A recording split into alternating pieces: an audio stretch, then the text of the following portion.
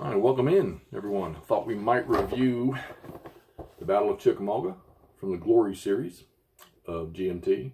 Chickamauga is out of the Glory 1 box, which includes 1st and 2nd Manassas also with it. Amazing. And 1995 is the date on this game. I don't know if there was any other prints or not. Till the box art's a little bit older than a lot of your current stuff today, but nonetheless, game was impressive. I really enjoyed it. And a little bit about Chickamauga. This was in September 1863. Rosecrans had thrown Bragg and the Confederates out of Chattanooga. And I guess Bragg wanted a little revenge, so he put a force together and went after Rosecrans at Chickamauga Creek, and he won a victory there, but he didn't follow up on it. And by the time he got around to dealing with Chattanooga, here comes Grant with reinforcements, and you know the rest of the story. That was pretty much the end of it out there. I think until later, Hood, I believe, took over and made some efforts, but still it was just a lost cause after that point. Once they got their foothold with Chattanooga and that supply line through there, there was just no end for the Union. The game, like or dislike, I loved it. And it's funny coming from a guy that played the old SPI, Blue and Gray 1 and Blue and Gray 2. I remember just jumping all over those when those came out. And, you know, that was, I'll move, I'll attack, here's my odds, 2-1, roll a 6-sided dice, roll a 6, defender retreat, roll a 1, attacker retreat. Maybe it's 3-1, you roll a 6, defender's eliminated, or you roll a 1, the attacker's retreated, maybe a 2 is an exchange, or if you're in the 1-2 or column like that, maybe you roll a 1 and the attacker is eliminated. You know, it was pretty basic. I go, you go, right? And we do combat at the end of each one of those I goes or you goes. Still though, you know, you're talking in the 70s. That was still great stuff. I played those games over and over and over again. And who doesn't play anything that says Gettysburg on it? And of course, I think they called that battle Cemetery Hill in Blue and Gray. I don't remember if that was in 1 or 2. I don't have those anymore. I haven't tried to look for those and add those to collection. Although you could probably find them out there. I know I see them on eBay quite a bit. So I loved it. It plays pretty simple. The Brigade level Civil War games that I probably really enjoy the most, because I do like a lot of the details, would have to be the Multi-Man Publishing's Civil War Brigade series. They almost play like a regimental tactical level game, but they're just great. Back to this, the Glory. The chit pull system is perfect, I think, for creating some fog of war. I mean, you're never going to get it exactly right, but the chit pull system for activation is great, because you never know who's going to move. This game works off of, at the start of each turn, you roll for initiative. So whoever wins the initiative, they get to pull the chit that they want to start the turn with. There's no chit draw for them, and so you automatically pull it out and they start. I had a balance in my game with Chickamauga where it kind of split between the Confederacy and the Union forces. But the chit pull created that fog of war. You know, you're hoping. Prime example was the last turn. The turn before the last turn, Forrest moved above that sort of no cross line, that road that runs from the west to east, and until they did that, Granger's division could not activate until the Confederates crossed that, or they got within 4 hexes. And so you pretty much just sit back, and Granger doesn't move the whole battle. Now, I take that back. Granger has his 2 activation markers. Every division had 2 activation markers per. He had to roll a 0 to activate when one of his chits was drawn. And it just never happened. You know, on a 10-sided dice, rolling a 0, you know, 1 in 10 chance. So, finally, the turn before the last, I went ahead and had Forrest move in and take those 2 victory locations above that road, which automatically activated Granger, but he's far enough away, which, lesson learned, Granger got to deploy 5 hexes away from the hex they listed as his start point. And when I deployed him, because I've never played the game before, I deployed him closer towards the Confederate lines instead of back towards the victory locations, because if I had put him back towards the victory locations, he'd have had a much better chance.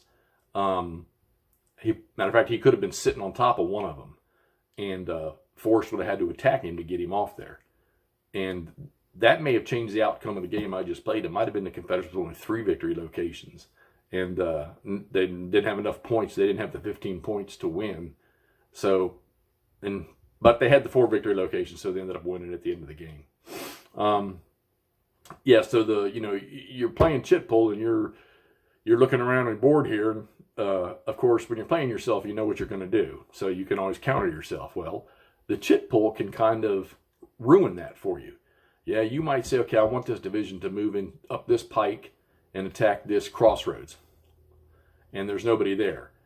And, okay, so you go to the other side where you're the Union commander, and you think, okay, well, I know I'm coming up, the Confederacy's coming up here to attack this crossroads, so I need to move this unit in there. But I don't have anybody there yet. Well, you go through chit pull, that Confederate division, what if he gets lucky enough to draw both of that division's chits back to back? Next thing you know, he's on the objective. Now the table's flipped, and the Union's going to have to attack him to get him off of there instead of going there to defend it. Like I said, it really throws a good fog of war. Kind of hard to get the best you can out of it when you're playing yourself against yourself, because like I say, you know what you're going to do from either side. You can attempt to counterbalance it. They go back to the games I started with, like Terrible Swift Sword, and of course the Blue and the Gray series. It was just he went, then he went, then he went, then he went, and so there was no orders or anything like that. You just you had to be in command, and you moved, and you countered what the other one did. Map. What can you say? I'm amazed. 1995, how beautiful this map is. It's not the slick stuff like you see on a lot of maps today. It's a typical, phenomenal Rick Barber map. I've seen quite a few of his maps. One of my favorites is Summer Storm. Love that map. Just love the game too. Gorgeous map. But it's not slick paper, so the counters don't. Of course, I put it under plexiglass, so it doesn't matter. But the counters hold a little better, sit a little more stationary, and the map's just gorgeous. I mean, charts right there on the map, which really you're not using them in this game anymore because you're using the errata changes, or the changes that were added in Glory 2 and Glory 3. Matter of fact, you're using pieces from both as per the latest rules, recommendations, and refit for Glory 1. You're using different charts. Like I said, gorgeous map. Depicts the area very well. It was like 85% woods everywhere. The charts you use, of course, I printed and laminated these things. But see, you'll use all 3 of these charts here. You've got charts for artillery fire, defensive fire, charge, which is your combat. And we'll talk about that in a second here.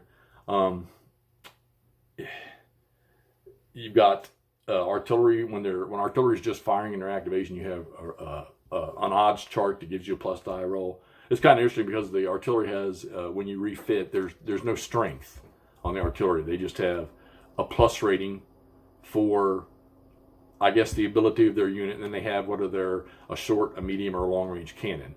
And when you're doing artillery fire, you will get maybe a plus at specific ranges. Usually it's at one range. I think like a medium cannon at point blank range gets +2. So I know the Union has a battery that on the counter is a +4 medium. So if he's firing point blank range, he's getting +6. So when you do artillery fire in this game, as part of your activation of that division, the artillery can fire first at any target he has line of sight to that's within range. You look at your chart and you roll the dice. Thing is for artillery fire, you got to roll higher than an 8 on a 10-sided dice. So you need all those pluses. Now, where does that artillery fire come into good play? Well, if you got 2 artillery units stacked on top of each other, maybe an A, B from the same battery, now they also get a +2 just for being stacked together. If you've got artillery stacked with infantry, they get a +2 for being stacked with infantry. If you've got artillery firing at one target that's charging them, they get a +2 for that. So I mean, that's how you get the use out of artillery in this game. The counters, I guess they're 5/8 inch counters. Just an example of a Union counter. Oh, sorry, got to get the camera turned around backwards. I get no focus on that. Easy to read. They've got the double numbers for strength. One is strength and one is charge. So it's you gotta. And I want to say I read a rule where it said you just use the bigger strength, but I was using, which probably should have, because there really is no fire combat strength for any of the units. But these things are so easy to read. I actually don't need my readers to actually look at these and figure out what they are. The color bars on them, all right. The color of the pink for this one over here, Union said Johnson's division of the 20th Corps, and then Willich's brigade, and then over on the left, Kelly's brigade from Preston's division of the Confederacy. The backside, simple, it's their disorder marker. There's no strength point losses in this game, so the units disorder. They get a second disorder, they're withdrawn from the game, and when they try to come back in the game, if they fail a cohesion roll, then they're eliminated. So I didn't really have a ton. I might have had 15 to 20 units, batteries, cavalry, and infantry that were eliminated from the game. But the counter's very nice. They're not real thick. They're actually perfect and so easily legible. I mean, you can read them so easy. All right, let's get on to leaders. Not even sure why they're in the game other than command range. So if a division leader at the start of their activation, if one of his brigades is not within his command range, they cannot move adjacent to an enemy unit. That's it. They don't do nothing for combat. They don't do anything for rally or recovery, other than when you do recover a unit, they get placed somewhere near their leader on the map. If all his units are eliminated or they are off the board, then you just pull him off. I think they could do something with it. I think they should do to be able to rally the disorder units that are on the board if he's stacked with them or if they're within range. They should add that in there. Now, unless I missed something in the rules, that's the way I've seen it. The leader section is very short. It might be two or three paragraphs with a couple sentences here and there, and it just, I've read through them 3 or 4 times. I just can't find where they do anything other than their command range at the start of a turn. Okay, back to the Chit activation. In Chickamauga, you had 3 options. You had I go, you go, which the leaders activation chits have a number from 0 to something on there. If you rolled within that, you could activate that unit and go. I didn't quite read how you execute that. You know, maybe it's you roll for initiative, whoever goes first, they pick who they're going to activate, they roll. If he doesn't activate, then the other player goes. So I wasn't quite sure how that, I never got into it. The second one is, and they recommend this one with the refit or the errata changes at the end of the newest rules, is to use the core leader chits, activation chits. They provided 2 for each. You use those. Now, that allows you to do combined activation of 2 different divisions by a dice roll. If they're within a command range, you can roll the dice, and if you're successful, then you can have 2 divisions doing an activation at the same time as if they were 1. And I can see in this game here that I can see where that would be a plus in this game here. So that's I recommend that if you play it, try it with those core activation chits. And then the other one, which I chose for the fog of war, just to keep the fog of war even deeper, because Chickamauga, it was terrible because of the woods and the scattered units and the lack of command or communication lines between everybody. That is the division activation chits. Each division leader gets 2. When you get towards the end of the game, you've got like 25 or 30 or 26 to 30 of these things in a cup, and you're drawing them one at a time. Now, granted, as the fight goes on, they may not be doing a lot of movement, and they may be doing even little combat because units are disordered, and you've got to, you can either move and go into combat, or you can move, or you can rally. So if a unit's disordered, you can't move adjacent and fight anybody anyhow. But if he's disordered, he gets hit, he gets another disorder, which is what your majority of your result is in combat. They're moved to the withdrawn box. And I learned you really don't want to go down that road. You're going to have to. You got to fight if you want to try to obtain your objectives. But you don't want to go down that road because the cohesions on these things, I think the biggest one I saw in the game is a 7, and that's Wilder's brigade from Reynolds' division. That was the guy with the Spencer repeaters that had a special die roll modifier. But most of them are 6 and below. So on a 10-sided dice, there's a lot of them, especially the Union, that had 3 and 2 cohesions when they're on their disrupted side. There's a bunch of them on their full strength side that are like 4 and 3. So I mean, if you're disrupted and you're in that recovery box and you roll a 2, you roll higher than a 2, that unit's completely eliminated. It was an 8 strength brigade too. So yeah, you've got to recover your disorders if you want your units to be able to get into combat. But I mean, I think it simplifies the system, and I didn't see any derogatory play because of it, or any negative feedback from play because of that. I thought it was actually pretty good. The tedium is just the chit draw, chit, you just have to draw, and it's slow. All right, but the actual playing, you draw a chit for one division. He might have, I think there was one division on their brand. I think he had 4 brigades and 2 artillery batteries. That's probably the biggest one you have to move. And we'll talk about movement now. You have 2 types of movement. You have regular movement, which for infantry was like 4, and you have extended movement, which for infantry was like 6. I think cavalry's 10, horse artillery was 7. Horse artillery was 10. Regular artillery was 7. Regular movement, that's how you move around. You're in your combat formations, and that's how you move into adjacent to a hex or adjacent to an enemy. Can't be disrupted, but if you're not disrupted, you can move adjacent. If you're disrupted and you start adjacent, well, you can stay there. Extended movement, if you start outside of 2 hexes from an enemy and you stay outside of 2 hexes from any enemy unit, you can use your extended movement. Which for the cavalry, especially for force going up and taking those 2 northern victory points, that 10 movement and then you get 2 activations, that was easy. I mean, there's 20 hexes right here if you're in the clear or on a road. There's no half movements for road. It's, roads and pikes are 1. Trails are like half of whatever the other terrain is. So in Chickamauga, the woods cost an infantry unit 3 of their 4 movement points to move into. But you split it in half with the when you're using the trail. So yeah, I wasn't sure. I got to read it to see what's rounded up or rounded down. But so if they were on a trail, they were able to move 2 hexes as long as they stayed on that trail. That's pretty much it for that's it for movement. All right, combat system. Simple. There are 2 forms of combat: artillery fire and charge.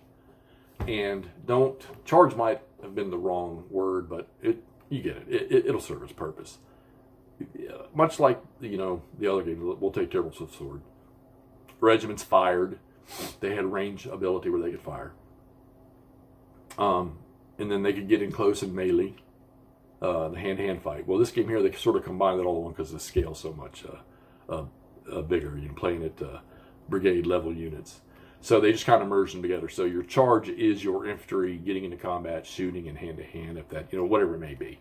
And, of course, I've been reading a lot lately about where the hand-to-hand fighting wasn't yes, it happened, and it got messy, but it usually was just quick bursts, and it didn't happen as often as you may think it would have, apparently. So units preferred to get in to a good range with their weaponry, to whatever they were carrying, and and they would just exchange volleys for a few seconds till one just couldn't take it. There was just too much heat, and the charging and the hand to hand was not always, but I'm sure its intention was you saw an opportunity to remove a unit from an objective or from a terrain feature, to just sort of blow them off there. You charged in if you saw the opportunity. Sometimes they didn't see opportunity, they did it anyhow, hoping they would get the shock effect and knock the enemy off that objective. But like I say, you didn't really see it that often. In this system, like I say, it merges it all together to make one form of combat. The artillery is the difference here. They have a ranged ability. So when you activate a division, if he has artillery, before you do anything else, you can fire the artillery if they're not disrupted. Disrupted artillery can't shoot. So, and you can shoot at targets at range. Like I said, you got to roll high. You don't get very many benefits for it unless they're right in your face, which I think this game does it right because a cannonball out there at 500 yards, first getting it to land exactly where you needed it to land, I'm sure was difficult in that era. So I think they got this pretty accurate. Maybe they could have loosened up the dice roll, maybe knock it down to a 7 or something like that. But I thought it did fine. So they can fire on their activation. They can, if they're fired at by somebody else during their activation, they can return fire to that batch. So that's going to only be artillery. So if it is Johnson's division from the Confederate Army, if it's their activation and their artillery fires at a Union battery, the Union battery can return fire. Okay. I have to look at the distance rule, but if artillery fires, I think it's over 2 hexes, whatever the result is affects both units in the stack. So if there's multiple units stacked in a hex, I think it's above 2 hexes. It affects whatever you roll on the artillery fire. It affects both units in the hex. So if you roll something that disrupts, then both units end up disrupted. Okay, so that's how it works. And then artillery can do defensive fire if they're being charged. Artillery is useless if it's disrupted. It can do nothing but move. They can do no combat. If artillery is caught alone in hex, which I ran into that a lot in this playthrough, and they get charged and they fire, which is cool now. So if you got an artillery unit in hex by itself and it gets charged by 3 different units from same division, okay? They happen to have 3 brigades and they can all 3 reach that artillery and they're all 3 on their full strength side and they each get into a hex. The artillery can fire at all 3 of those units one at a time if they're in the artillery's frontal hex. They can defensive fire right before the charge. However, if they choose to fire at all 3, they don't get any modifiers. It's just whatever the strength is. So it's a +2, that's it. They get nothing. They don't get any modifiers. However, if it's stacked artillery, like 2 artillery batteries, and they're being charged from 1 hex, it could be a stack of units, they're going to get a whole bunch of pluses for shooting only at 1 hex. Infantry defensive fire has a similar situation where the first hex they fire at is whatever modifiers that are for a normal shoot, but as they shoot at additional hexes, if they're being charged from 3 hexes, then it's the next hex they shoot at is -1, and then the next hex after that is -2. So that's how it works. You can get in on the rear or flank of somebody. That's the way to do it if you can get there. I had a lot of, like I say, the artillery fires and doesn't disrupt the attacker, and that artillery's by himself, they're eliminated. You don't even assault. They're just automatically captured and done because they can't. They're unlimbered. They can't get away. So that's the rule on artillery. And I lost quite a few batteries because I got them caught in a bad situation. Or the infantry around them got disrupted and retreated away and there was no protection or whatever. If you take a disorder result in combat and you have to retreat, if you move into the frontal hex of any enemy unit, you suffer another disorder. So suffering 1 disorder is bad enough because you can move back, you get a chance to recover on their activation. You're not going to move, or you're not going to fight. You can move and choose not to do rally. But you get that second disorder. I mean, you get that first disorder. It doesn't take much to get a second one if you're within a combat range of maybe even artillery. So you got to recover them. I think towards the end of the game turn there, I had a couple Confederate units that I just needed to move them away so that they wouldn't get caught in a fight, just so I wouldn't lose anymore.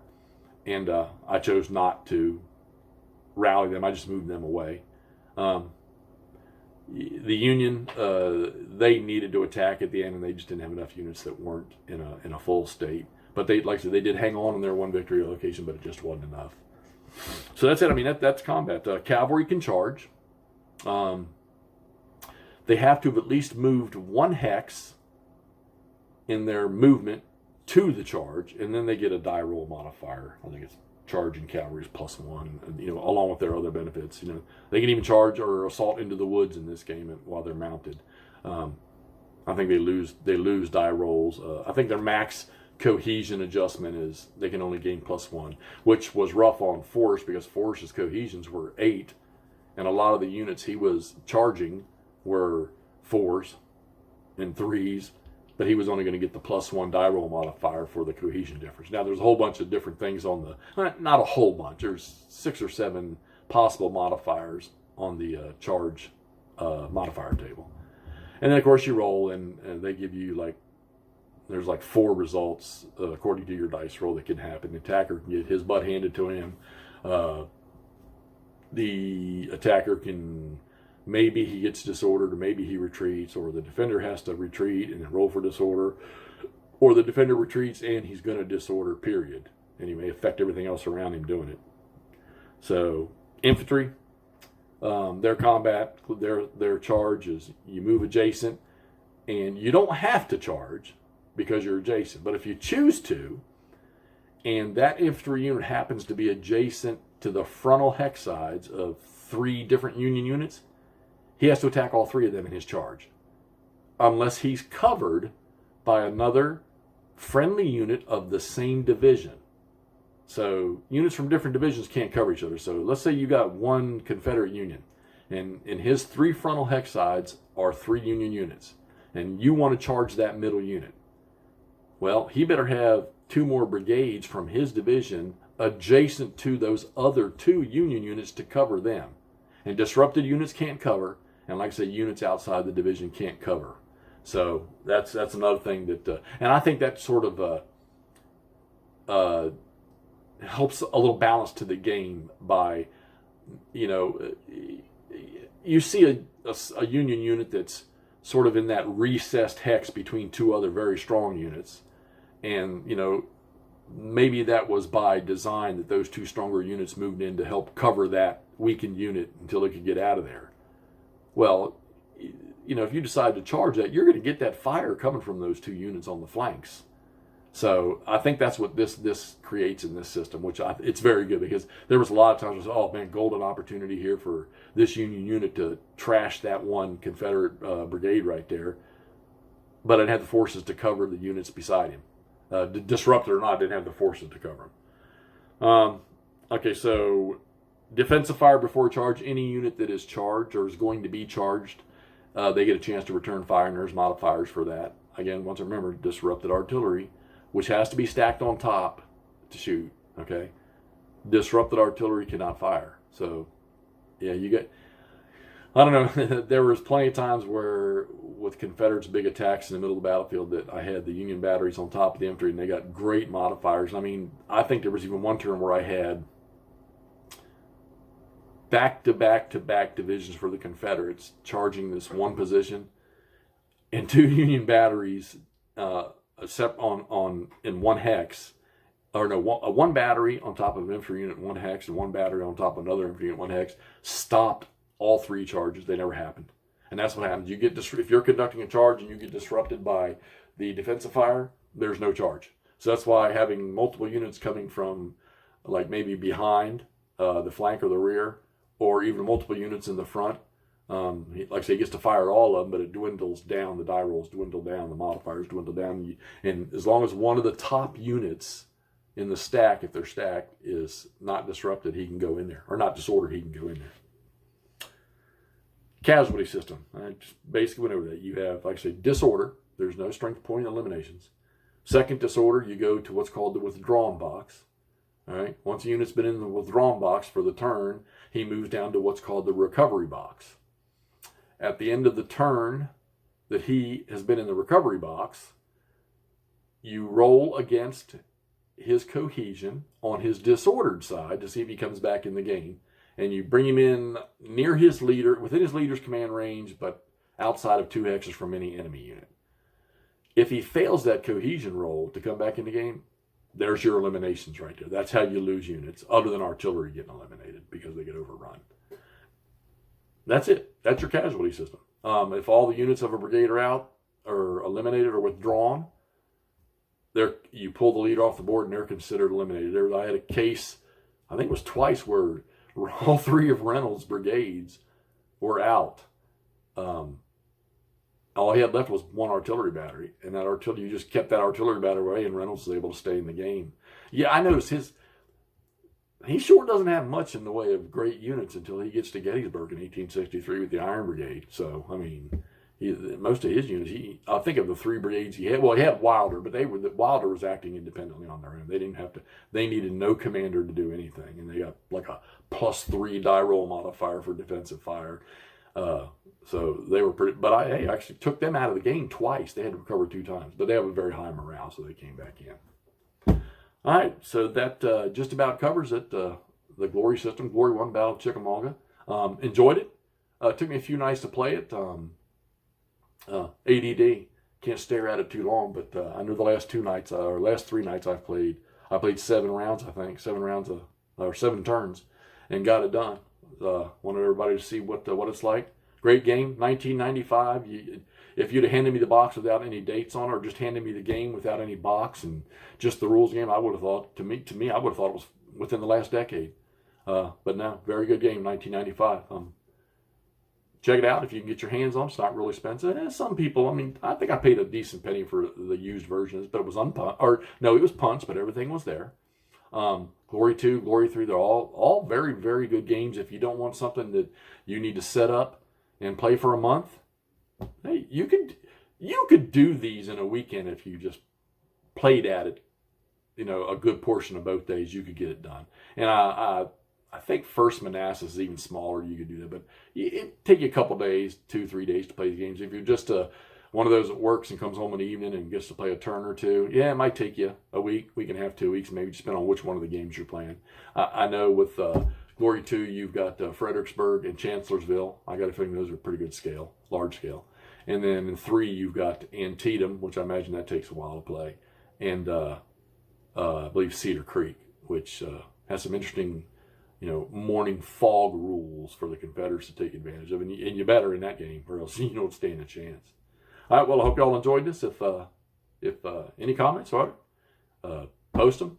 I'll check them out and get back to you.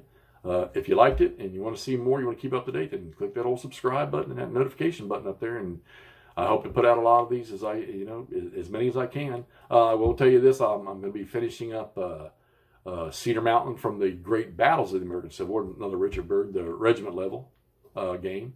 I think I've got 2 or 3 turns left in that. That takes a little longer to play a turn because you're shooting everything. And I've got the Great War, World War I Deluxe. I'm going to play the eastern map of that, the Russian front and Serbia, I think.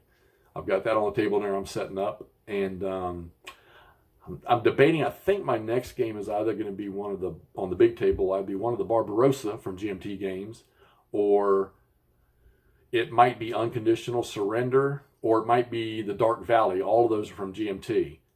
You will see me eventually back into MMP's Civil War Brigade series. I will do a bunch of those.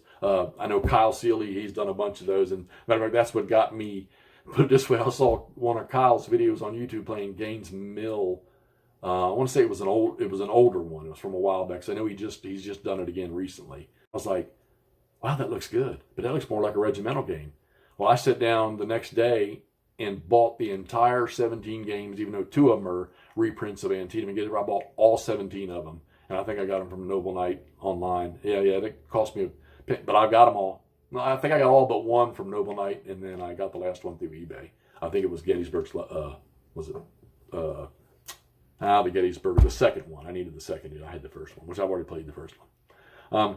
And then I've got all the RSS ones, all 4. I think it's 4 of those. I got all those. I don't know if I'll get that Gettysburg one up. I've got a 6-foot by 5-foot table, but those maps need more than that. And then somewhere along the line, when I get a chance, I'll show you the 3 games that make up the 3-head, the trilogy, the grand epitome of tactical regimental level gaming. Anybody that knows them out there, y'all will know exactly what 3 I'm talking about. And they're all 3 in shrink wrap. And so I'm not even going to open them until I get a chance to show them. All right, anyhow, thanks again. Hope everybody enjoyed. We'll get back to you with something new here shortly. See ya.